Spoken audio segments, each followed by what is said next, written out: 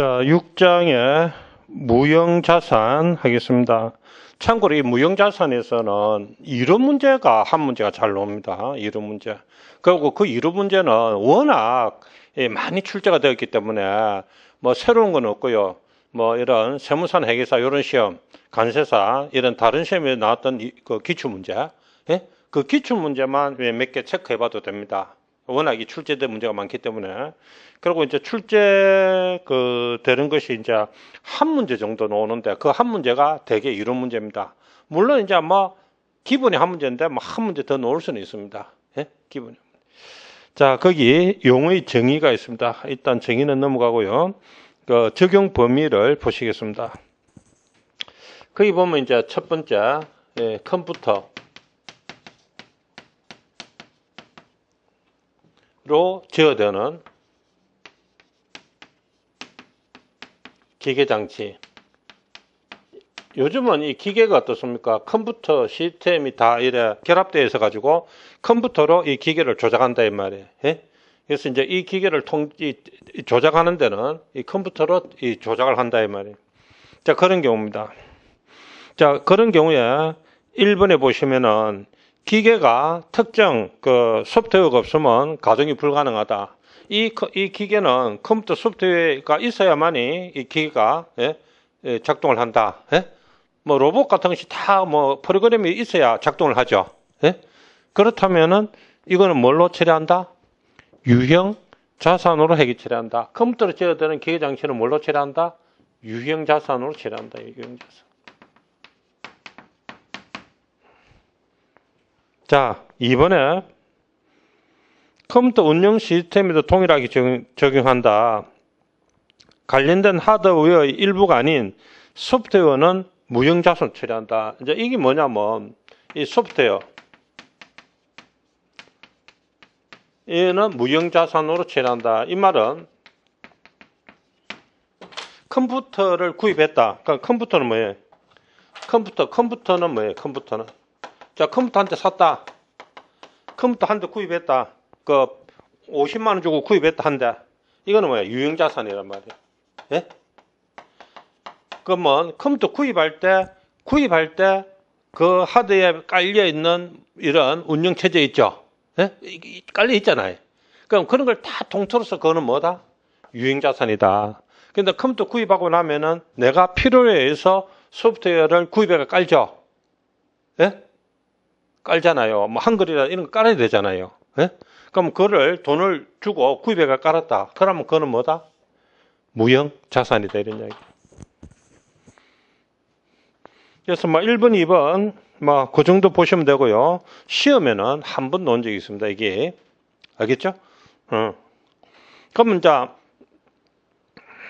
이 소프트웨어라 하더라도 기계 장치를 작동하는데 거기에 부수되어 있는 소프트웨어는 기계에 포함되어 있기 때문에 유형자산이고, 그 다음에 컴퓨터를 구입했으면 그 자체는 유형자산인데 컴퓨터에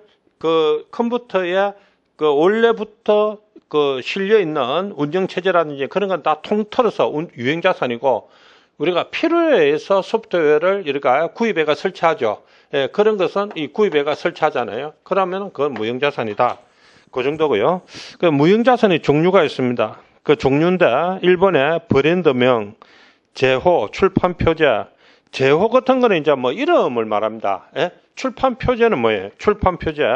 요 출판물 표제 이런 걸 말하거든요. 컴퓨터 소프트웨어. 이 컴퓨터 소프트웨어 뭐 한글 구입했다 뭐 이런 거 있죠. 그런 거. 그러면 컴퓨터 소프트웨어도 뭐다? 무형 자산이다 이 말이에요.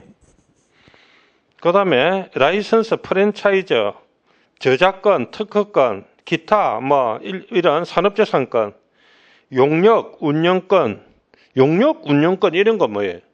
용역, 운영권 이런 건 뭡니까? 뭐 고속도로 건설하고 나서 고속도로로 10년 동안, 20년 동안 그 뭐 자기가 운영할 수 있는 권리를 가졌다 뭐 이런 거 있죠. 그런 건데 이제 실제 시험에서는 거의 나오지는 않습니다.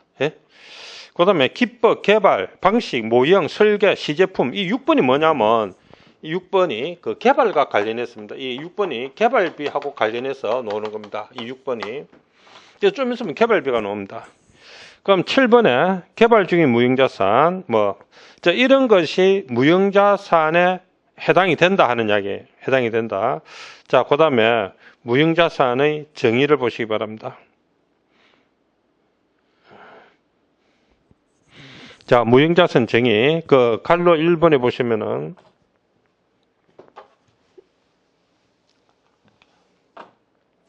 이 무형자산의 정의, 여기에 세 가지가 있는데, 자, 첫 번째, 식별 가능성. 무형자산은 형태가 없기 때문에 식별 가능성이 있어야 된다. 식별할 수 있어야 된다.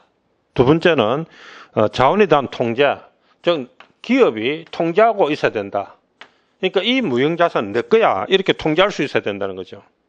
세 번째는 그 무형자산으로 하여금 미래 경제적 효익이 창출돼야 된다. 이게. 무형자산을 가지고 있으면 뭡니까? 거기서 아무 돈벌이가 안 되는데. 그러면 의미가 없죠. 예? 어떤 무형자산, 권리를 가지고 있으면 그 권리로부터 미래 경제적 효익이 창출돼야 된다. 그래서 식별할 수 있어야 되고, 기업이 통제하고 있어야 되고, 그러니까 특권 분쟁 같은 게 그렇죠. 이거 내 특허다. 다른 사람들이 어떻습니까? 특허 침해 이런 거 있죠. 예? 통제할 수 있어야 되고, 그 무형자산이 미래 경제적 효익이 창출돼야 된다. 그렇게 하면은 무형자산으로 이제 기록할 수 있다는 거죠.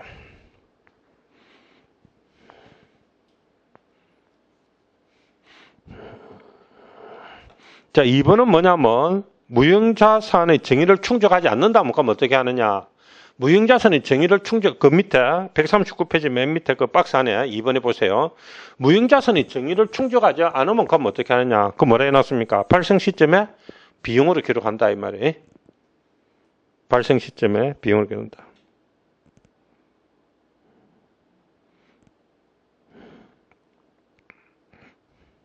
그러나 이러한 항목을 사업결합으로 취득하는 경우 사업결합이라는 것은 기업 합병을 말합니다. 이 사업결합, 이제 기업 합병을 말하는데, 기업을 합병하면서 이렇게, 웃돈을 줄 수 있습니다. 그런 경우에는 취득일에 인식하는 영업권 일부를 구성한다. 기업 사업결합일 때는 취득일이 뭐냐면 합병일입니다. 이 합병일, 그 합병일에 이제 그 기업을 취득하는 취득일에 이제 영업권을 구성한다. 영업권으로 처리한다. 이런 이야기. 그래서 이 영업권에 대해서는 요거는 이제 나중에 계산 문제가 나옵니다.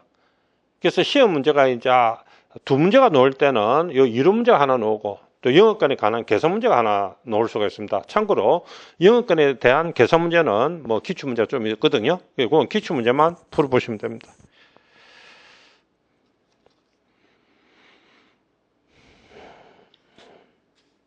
자, 그 다음 이제 식별 가능성 나옵니다.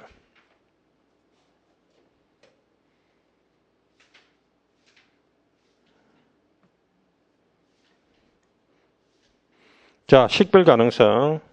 그 갈로 1번에 보시면 무형자산의 정의에서는 영업권과 구별하기 위하여 무형자산 식별 가능할 것을 요구한다. 이래놨죠. 식별 가능성.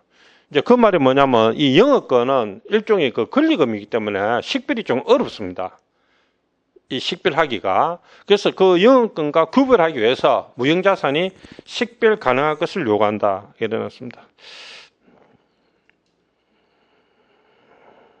그래서 이 갈로 3번에 보시면은 자산은 다음 중 하나에 해당하는 경우에 식별 가능하다. 첫째, 자산이 분리 가능하다.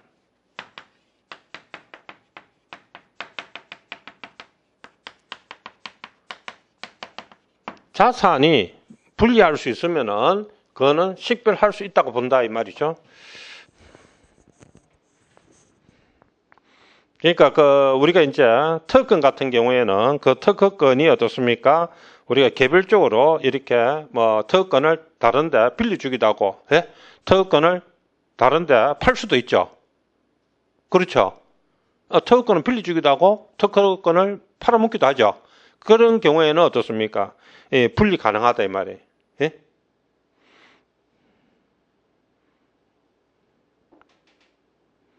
그러니까 이번에 자산이 계약상 권리 또는 기타 법적 권리로부터 발생한다. 계약상 권리,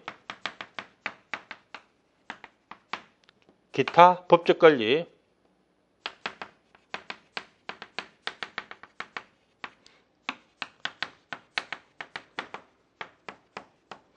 계약상 권리나 법적 권리로부터 발생하면은 그 자체는 식별 가능한 것으로 본다 하는 겁니다. 그러한 권리가 이전 가능한지, 즉 뭐 넘길 수 있는지 여부, 기업이나 기타 권리와의 권리와 의무에서 분리 가능한지 여부는 고려하지 아니한다. 이 말은 뭐냐면 이 자산이 계약상 권리나 기타 법적 권리로부터 발생하면은 이것저것 이웃 이하를 따지지 아니하고 식별 가능한 걸로 본다 이 말입니다.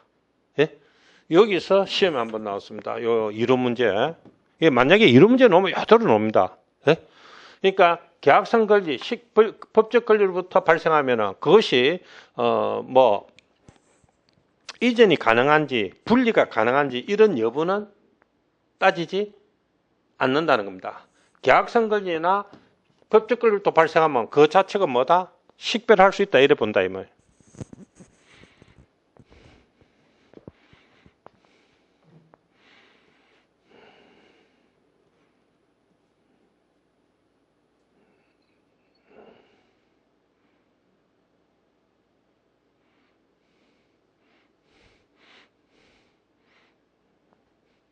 자, 계약상 권리 같은 거는 뭐 어떤 것이 있냐면 뭐 이 계약을 해가지고 뭐 이렇게 뭐 이래 하는 거. 가령 예를 들어서 뭐 입업권 이런 거 있습니다. 입업권은 어떤 그 바다에 나가서 고기를 잡을 수 있는 권리죠. 예? 그런 것은 어떻습니까? 법적 권리는 아닌데 이 계약을 통해서 뭐 이런 걸 획득할 수 있습니다.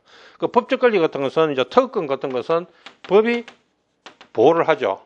예? 법이 보호를 하죠. 그러니까 이제 계약상 권리, 이런 법적 권리, 이런 것도 이제 발생하면은,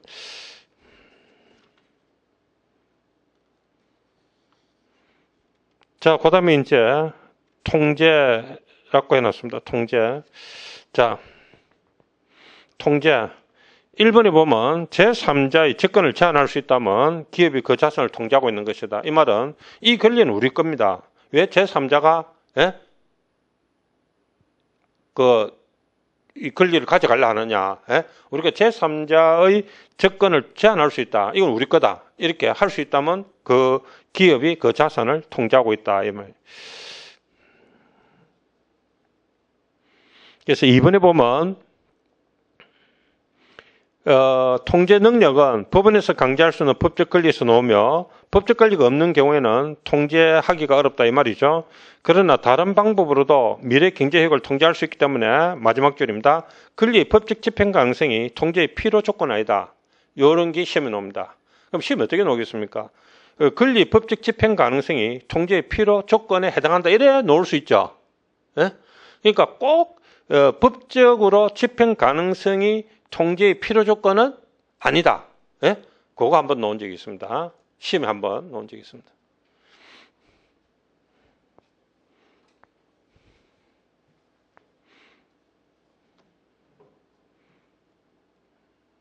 자, 그다음에 이제 4번에 보시기 바랍니다.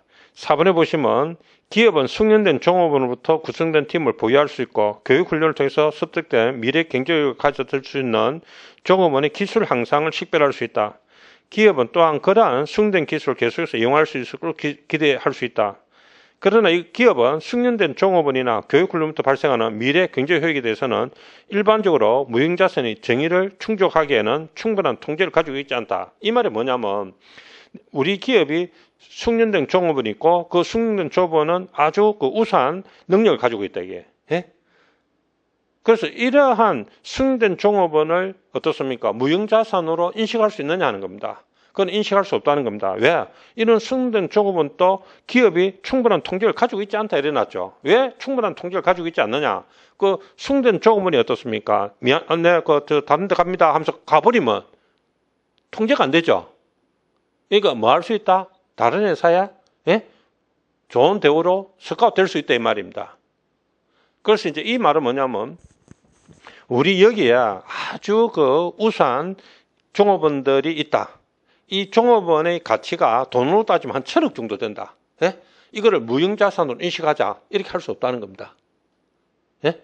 이유는 그런 우수한 종업원도 기업이 통제할 수 있다가 아니고 뭐야? 충분한 통제를 가지고 있지 않다 이래 놨죠. 왜냐하면 이런 우수한 종업원이 어디로 갈 수 있기 때문에 다른 회사로 그죠? 그만둘 수 있잖아요. 네? 그만둘 수 있기 때문에 뭐 그 정도 보시겠습니다.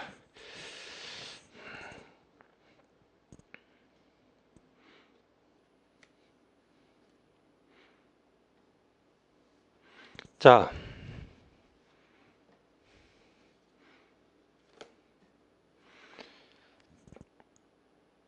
그 다음에 이제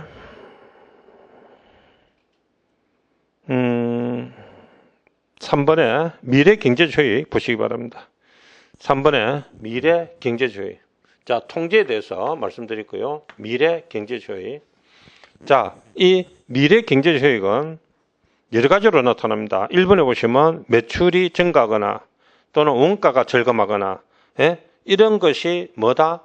미래경제적 효익이다 이 말이에요. 예?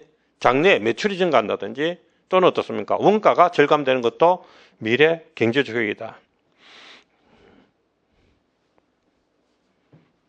자, 그럼 미래경제효익은 매출이 증가하거나 그런 것도 미래경제적 효익이지만은 원가가 절감될 수 있는 것도 뭐다? 미래경제효익에 속한다 하는 정도 마시면 돼요. 그것도 한번 나왔습니다. 이론 문제. 자, 그 다음에 이제 인식가 측정입니다. 1번에 무형자산을 인식하기 위해서는 다음 조건을 모두 충족해야 된다. 그래서 무형자산을 인식하기 위해서는 즉 무형자산이다 이렇게 인식하기 위해서는 다음 조건을 모두 충족해야 된다. 그것이 이제 뭐냐면 첫째 무형자산의 정의, 무형자산의 정의. 자, 거기 식별 가능성, 기업의 통제, 그 다음에 미래 경제적 효익, 요 세 가지죠. 이게 정의. 그 다음에 두 번째 보면은 무형자산 인식 기준.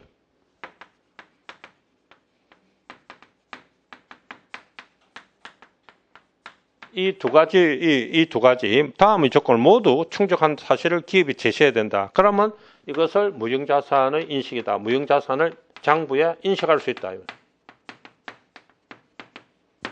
그러니까 무형자산의 정의 세 가지를 충족하고 무형자산의 인식 기준을 충족해야 된다.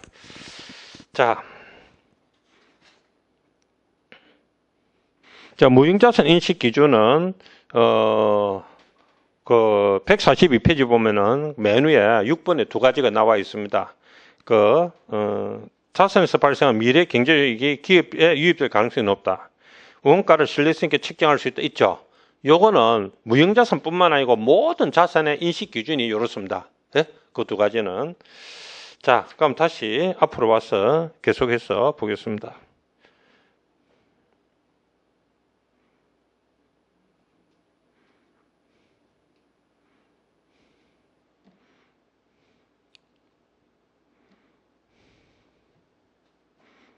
자, 141페이지 5번을 보시기 바랍니다. 그 141페이지 그 5번을 보시면은 5번을 보시기 바랍니다. 거기 보면은 맨 밑에 브랜드, 제호 이런 거 있죠. 자, 브랜드, 제호. 자, 브랜드는 뭐 이런 뭐 상품 이름 뭐 이런 거죠. 제호. 이것도 뭐 이런 책 그 제호 있죠. 예? 뭐 이런 이름이죠. 자, 보세요.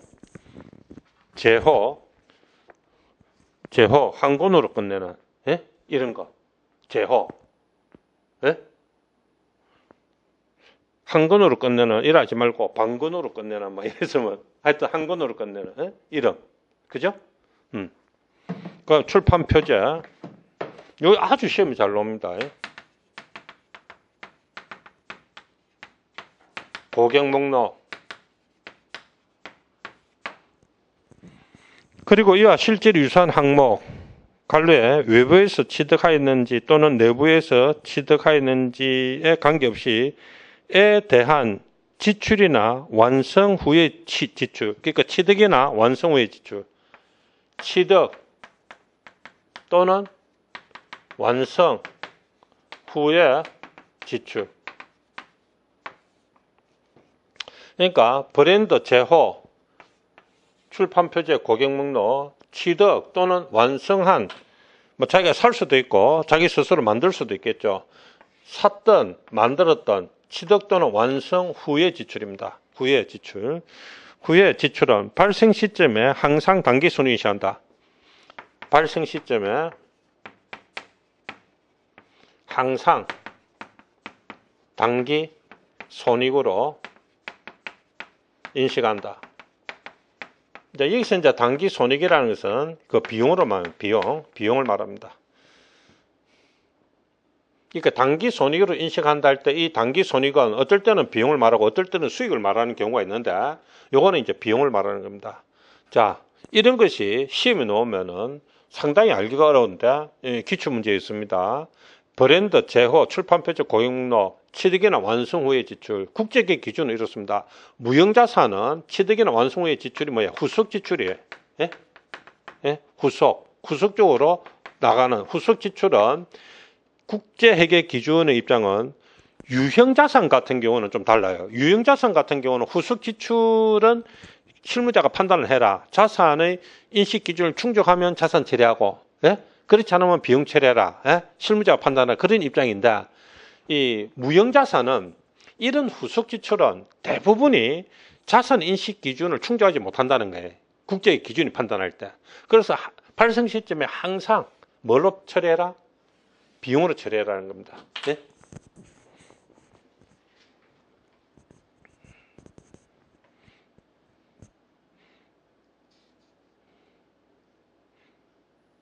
그래서 4번에 보면 그런 말이 있죠. 그 바로 그 위에 4번에. 그러므로 후속 지출이 자산이 잔금으로 인식되는 경우는 매우 드물다 일어났죠.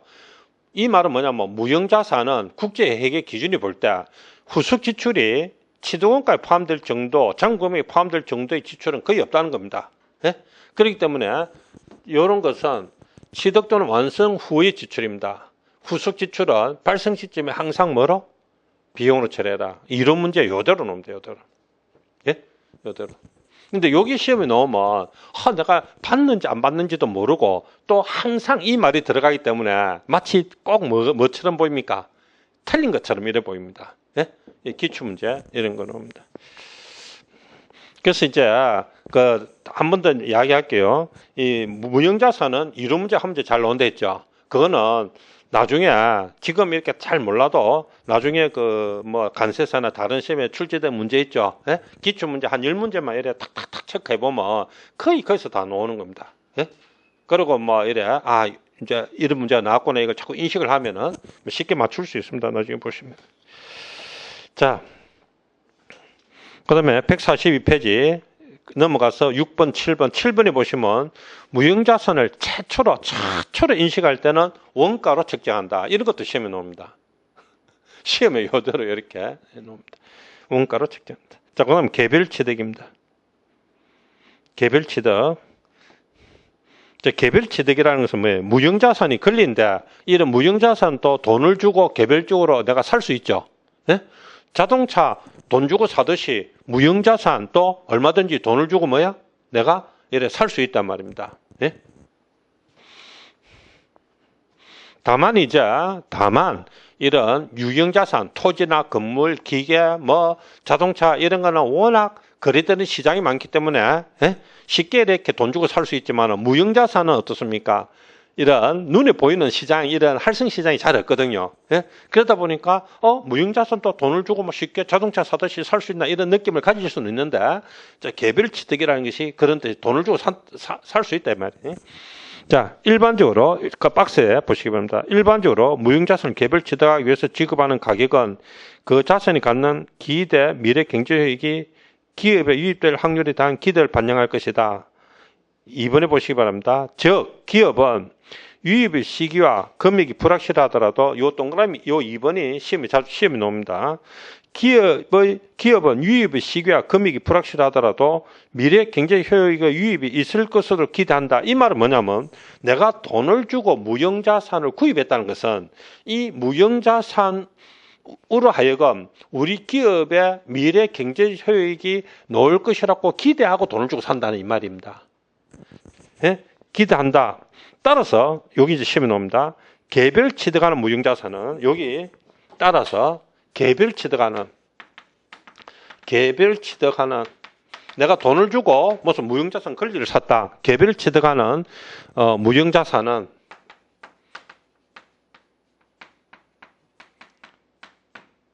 발생 가능성 인식 기준을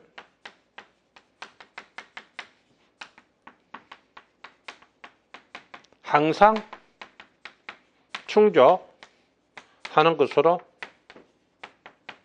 본다. 예를 들었죠. 여기 이론 문제 이대로 나옵니다.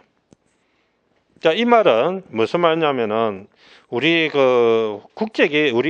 우리나라 한국 채택 국제의 기준이 사실은 국제의 기준 영어로 되어 있는 걸 우리가 직번역을 해서 그렇다 했죠. 직번역을 해서 그대로 직번역을 해놨기 때문에, 예? 그러니까 독자가 이해하고 안 하고는 그다음 문제고 그대로 직번역을 했기 때문에 이제 학생들 입장에서는 이해하기가 좀 어려울 수 있습니다. 개별 취득하는 무형자산은 항상 발생 가능성 인식 기준을 충족하는 것으로 본다. 이 말은 개별 취득하는 무형자산은 항상 무형자산 정의와 인식 기준을 충족하는 걸로 보고 항상 무형자산으로 기록해라 이 말입니다. 예? 그러니까 개별 돈을 주고 취득하는 무형자산은, 예? 무형자산의 정의와 인식 기준을 충족한다고 보고 뭐로 기록해라? 항상 무형자산으로 기록해라 이 말입니다. 알겠죠?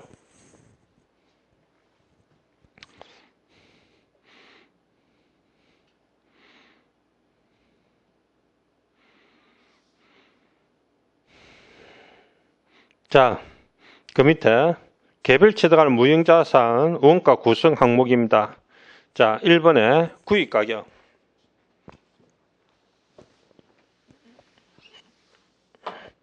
1번에 구입가격 하고 2번에 직접 관련된 원가. 그러니까 구입가격에 직접 관련되는 원가를 더해야 된다.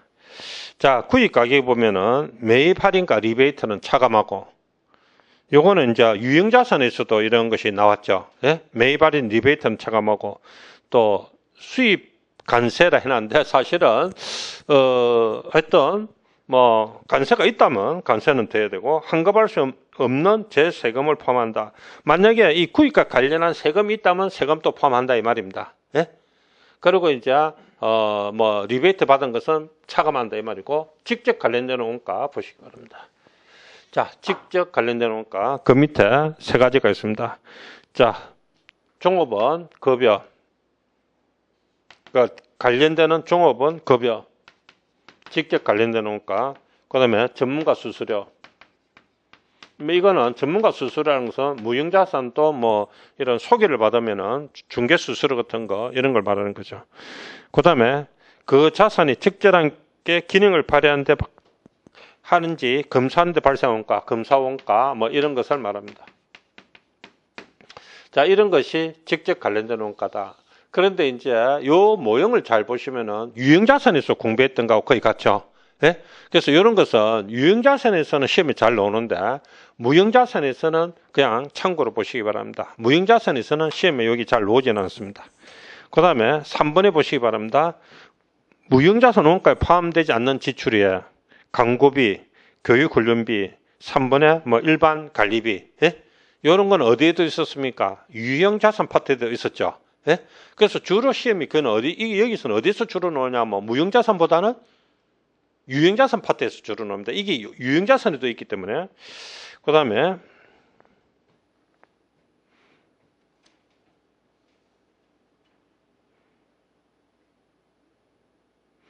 4번에 무형자산 원가 인식 이것도 유형자산하고 똑같거든요. 4번에 보시면은 그것도 유형자산하고 똑같는데 거기 보면은 이렇게 됐습니다. 무형자산 원가 인식은 경영자가 그 자산을 경영자가 의도하는 방식으로 운용될 수 있는 상태 이름은 중지한다. 이렇게 요 상태, 예? 저 뭡니까? 의도하는 방식으로 운용될 수 있는 상태, 운용될 수 있는 상태. 여기에 이러면은, 여기에 이러면은 어떻습니까? 이제 무형자산 중지한다 이 말은 더 이상은 무형자산 원가에 포함시키면 안 된다 이 말이에요. 예? 요거는 우리가 유형자산에서도 그래 했죠. 예? 유형자산에서도. 그래서 사용하거나 재배치하는 데 발생 원가는 자산 잔고비에 포함하지 않는다. 요거는 이제 이 무형자산인데 운용될 수 있는 상태 그 이후 요까지는 원가에 포함하고 원가에 플러스하고 여기서는 뭐예요? 그냥 비용, 예? 이 비용으로 처리한다 이 말이에요. 요거는 유형자산하고 같은데 이 무형자산 쪽에서는 시험에는 잘 나오지 않습니다. 그리고 이제 5번 또 유형자산 있는 내용입니다. 초기 뭐 영업손실 뭐 이런 거 있죠. 유형자산 쪽에 있는 거고 그 다음에 6번, 7번 다 유형자산 쪽에서 있는 내용들입니다. 자, 그 다음에 사학결합으로 인한 취득 보시겠습니다. 사학결합으로 있는 취득. 이 사학결합이 뭐냐면 기업을 합병하는 겁니다. 사학결합.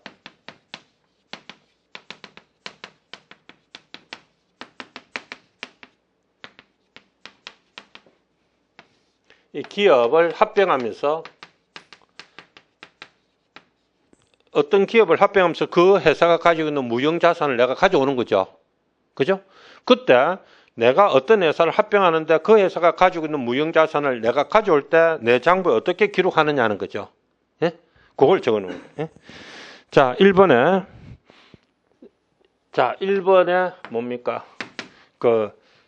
사학계로 취득하는 무형자산의 취득원가는 취득일이라는 것은 합병하는 날을 말합니다. 취득일의 공정가치. 취득일의 공정가치로 기록한다.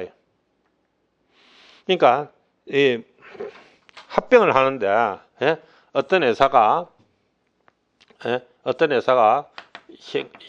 예를 들어서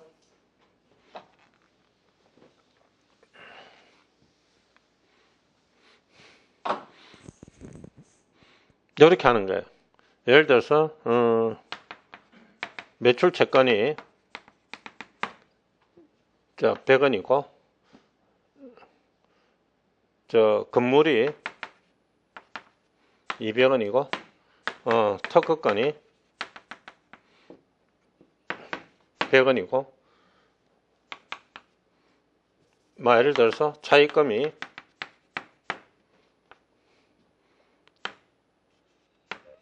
300원이다.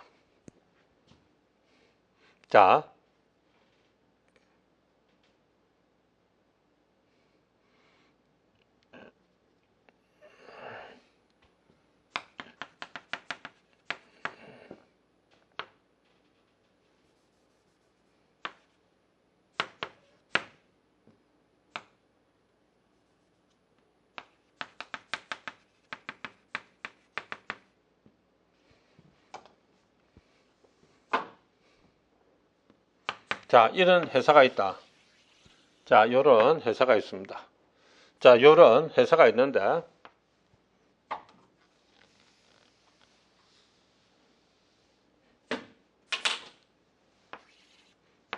이런 재무상태표를 가진 회사가 있다 이게.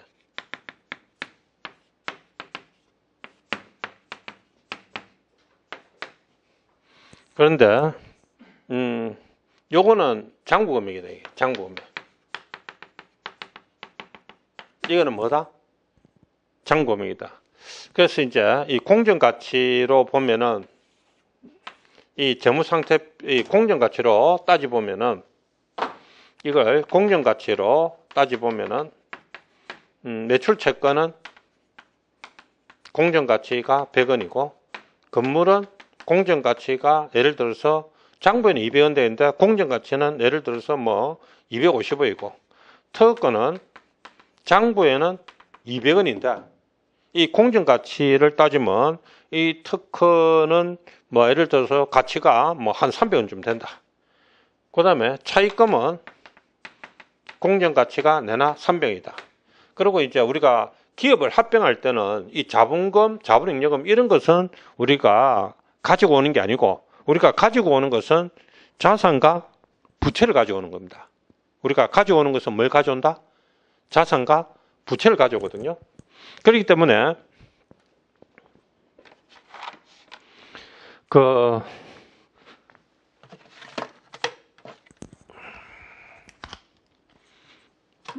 요런 게 시험에 나왔을 때, 이 시험에 자주 나옵니다. 나중에 뭐 기출 문제도 있고 하니까 그냥 들어보시기 바랍니다. 예를 들어서 공정가치가 이렇다. 그러면 자산과 부채의 공정가치만 따지면 돼요. 어차피 우리가 가져오는 것은 자산과 부채만 가져오는데, 예? 이렇게 기업을 합병을 할 때, 이 장부 금액을 기준으로 회계 처리를 하는 것이 아니고, 뭐를 기준으로? 공정 가치를 기준으로 회계 처리합니다. 그래서 합병을 당하는, 예를 들어서 A기업, 이 합병을 당하는 회사인데 A기업의 장부에는 200원 돼 있어도 그것의 공정가치가 300원, 400원 될 수도 있고 200원보다 어떻습니까? 적을 수도 있거든요. 그럼 이 특허권은 뭐야? 무형자산이에요. 예? 자, 그 다음에 이거를 예를 들어서 현금, 그럼 이거 보면은 현금 500원 지급한 경우, 현금 500원 지급하고 매수한 경우. 자, 두 번째, 현금 200원 지급하고 매수한 경우. 이제 두 가지로 이제 보겠습니다. 또 시험이 실제 이렇게 나옵니다. 예? 나오는데, 자, 이 말이 뭐냐면, 취득일이 공정가치로 기록한다. 이 말이 뭐냐면, 취득일이 장부금액으로 기록하는 게, 장부금액은 요거예요. 예? 공정가치는 요거. 그러면, 현금 이걸 200원 주고 매수한 경우, 요때 분결을 어떻게 하냐면, 500원 주고 매수했다. 그러면 이제 매출 채권이 100원, 건물, 공정가치로. 특허권, 이렇게 기록할 때, 특허권 무형자산 기록할 때 공정가치를 기록해라 이 말입니다. 자, 그 다음에 차익금 300원, 현금 500원 줬다며. 그럼 여기 뭐야? 이게 자산이, 여기 부채야. 자산에서 부채를 뺀 게 순자산이야. 순자산 공정가치입니다. 자산에서 부채를 뺀 거야. 순자산 공정가치가 350원이에요. 350원인데 내가 얼마 주세요? 500원 줬죠. 그럼 요 차이가 얼마? 150원. 이 150원은 비용으로 처리하지 말고 이 150원은 합병할 때는 뭐로 처리해라? 영업권으로 처리해라 는 이야기입니다. 다만 이 영업권은 식별 가능하지 않다. 일종의 프리미엄 이런 거기 때문에. 예? 이렇게 하라는 이야기. 그럼 만약에 이걸 200원을 지급하고 매수한 경우, 그럼 매출 채권은 100원이다. 건물은 250원이다. 특허권은 300원이다. 그리고 차익금은 300원이다. 그런데 현금을 200원만 주고 이 기업을 샀다는 거예요. 이거는 왜 현금을 200원만 주고 이 기업을 살 수 있느냐는 거예요. 그럼 이 기업이 어떻습니까? 미래 전망이 어둡거나 이 기업 무슨 사정이 있겠죠. 예? 그래서 이 회사를 아주 내가 좀 싸게 구입했다는 겁니다. 싸게 구입했다. 그래서 이걸 뭐란다? 영가 매수 차익이라고 합니다. 영가 매수 차익. 그럼 여기 350원인데 이 순자산 공정가치가 350원인데 350원인데 200원 주고 샀으니까 150원을 사게 샀죠. 영가 매수 차익이다. 그래서 이런 영가 매수 차익은 수익이 발생입니다. 수익이 발생. 단기 수익으로 처리하고 영업권, 이때 영업권은 뭐야? 무형 자산으로 처리한다. 무형자산으로. 그래서 이제 이 기업을 합병할 때 사업 결합으로 영업권, 무형자산을 취득할 때 이런 특권, 이런 무형자산은 사학결합으로 할 때 취득일을 장부금액이 아니고 뭐로 기록한다? 공정 가치로 기록한다. 이런 뜻이. 그 다음에 3번 보시기 바랍니다. 3번에 보면 따라서 사학결합으로 취득하는 무형자산은 사학결합으로, 이것도 시험에 자주 나옵니다. 사학결합으로 취득하는 무형자산은, 사실은 이 사학결합으로 취득하는 무형자산은 돈을 주고 취득하는 거거든요. 돈을 주고 사는 거하고 똑같죠. 회사를 사는 거니까. 그러니까 사학결합으로 취득한 무형자산은 발생 가능성 인식 기준을 항상 충족하는 걸 본다. 발생 가능성 인식 기준, 즉 자산을 기록할 수 있는 기준을 항상 충족하는 것으로 본다. 항상 충족하는 걸 본다. 이게 뭐와 똑같습니까? 그 개별 취득하고 똑같죠. 와, 개별 취득에 있었죠. 개별 취득 메뉴에 그 박스 안에 2번 있죠. 그거와 똑같죠. 그러니까 개별 취득하던 기업을 매수하면서 무형자산을 취득하던 돈을 주고 취득하는 것은 발생 가능성 인식 기준을 항상 충족하는 걸로 본다 이 말이에요. 여기 이론 문제 자주 나옵니다.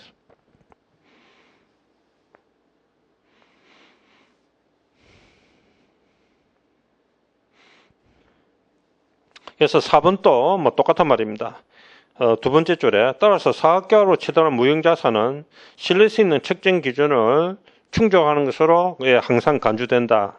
그렇기 때문에 항상 발생하는 인식 기준을 항상 충족하는 걸 본다. 자, 그 다음에 5번에 취득자가 뭐예요? 합병을 하는 회사는 취득일에, 합병일에 피취득자, 합병당하는 회사의 무형자산을 영업권과 분리하여 인식한다. 자, 내가 요거 했습니다. 자, 요건 특허권이고 나머지는 뭐야? 영업권이고. 예?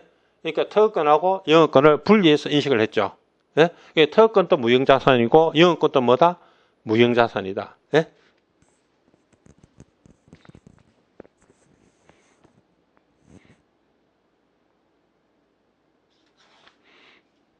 자, 이제 넘어갑시다.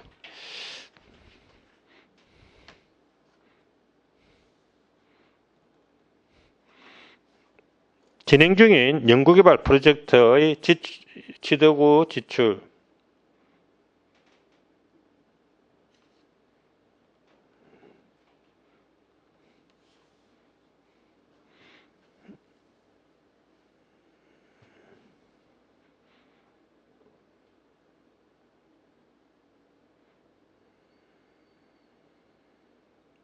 자, 개별 취득하거나 사학결합으로 취득하고 무형자산을 인식한 진행 중인 연구개발 프로젝트에 대해서 후속 지출, 취득하고 난 이후에 나가는 지출은 다음과 체계 처리한다. 이렇게 되어 있는데 여기에 대해서는 기출 문제는 없습니다. 아직까지. 자, 연구 관련 지출은 비용으로 처리하고 무형자산 인식 기준을 충족하지 않는 개발 관련 지출은 비용으로 처리하고 무형자산 인식 기준을 충족하면은 장부금액에 가산한다. 이 말은 자산 처리한다. 이런 뜻이거든요. 자, 그 다음에 정부 보조로 인한 취득. 요거는 뭐 안 하셔도 됩니다. 이게 정부 보조로 인한 취득은 시험에 뭐가 나오냐면 우리 유형자산에서 했죠. 예? 와, 유형자산에서 정부 보조했죠. 예? 주로 유형자산에서 나오고 만약에 그게 무형자산에서 나와도 이 유형자산에서 배운 거 있죠. 그와 회계 처리가 같습니다. 자, 그 무형자산 교환도 유형자산 회계 처리와 같습니다. 그 다음에 내부적으로 창출한 영업권, 그걸 보시기 바랍니다. 자, 방금 이제 영업권을 했는데, 이 영업권은 어떻습니까? 영업권은 내가 무형자산이다 그랬죠? 그래서 이 영업권에 대해서는 이거 시험에 아주 잘 나옵니다. 내부적으로 창출한 영업권. 이 영업권은 두 가지가 있거든요.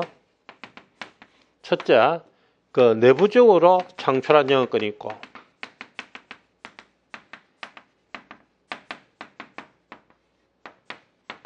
그 다음에 사학결합으로